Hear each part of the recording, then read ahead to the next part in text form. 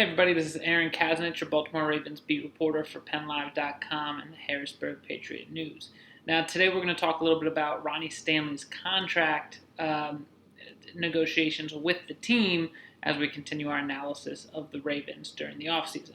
Now the big thing with Stanley, and I'm bringing this up today because ESPN yesterday did a redraft of the entire NFL where they allowed all of their reporters to essentially draft a team. They went for 4 rounds, as if every player in the NFL was available.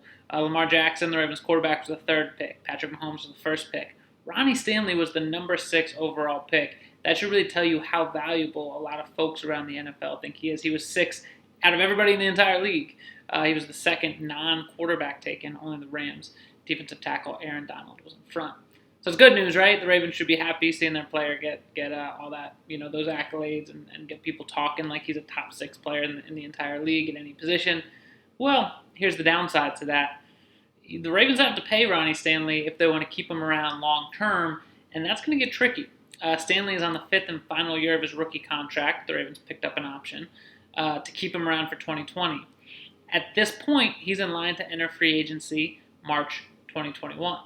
Now, Ronnie Stanley, one of the best left tackles in the league. He was a first-team All-Pro left tackle last season. You'll want to keep him around, obviously, for the long term, particularly because you got Lamar Jackson, an MVP caliber quarterback. You want to protect his blind side.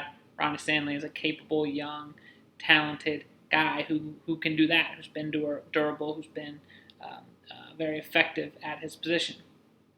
Problem is, eventually, you're not going to be able to pay all these guys. The Ravens, certainly Matthew Judon, he's on the franchise tag this year, in line to enter free agency next year.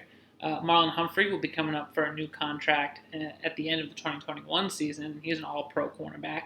And then you got Lamar Jackson, along with the fellow rookies, Mark Andrews, Orlando Brown, our rookies, but fellow 2018 draft picks. All those guys came in together. They're all going to be wanting some big contracts because they all made the Pro Bowl this year.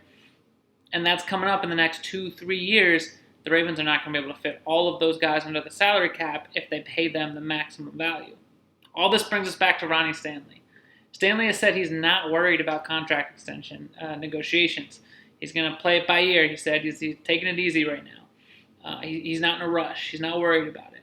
He'd like to be in Baltimore long term. He said these kinds of things, but you never know. It's never that easy. Laramie Tunsil, the Texans left tackle, this offseason signed a 3-year, $66 million deal. That's $22 million a year. That's the highest salary for a left tackle for an offensive lineman in the history of the NFL. In the way Stanley's playing, remember he's number 6 overall in the ESPN draft. He is going to eclipse, Laramie Tunsil's deal. Can you do that? Can you fit that in with all these other pieces? It's going to be something to watch over the next couple of years. Ronnie Stanley certainly should suit up for the Ravens this year, but after that, it's going to be difficult for Baltimore to keep all of this core, this great young core together, and Ronnie Stanley is a centerpiece of that as one of the game's best offensive tackles, and according to ESPN, one of the game's best players in general.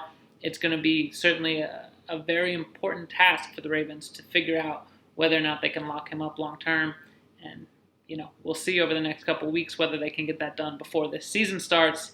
If not, we're going to go into next offseason with Ronnie Stanley's contract being one of the top 2 or 3 storylines for the Baltimore Ravens.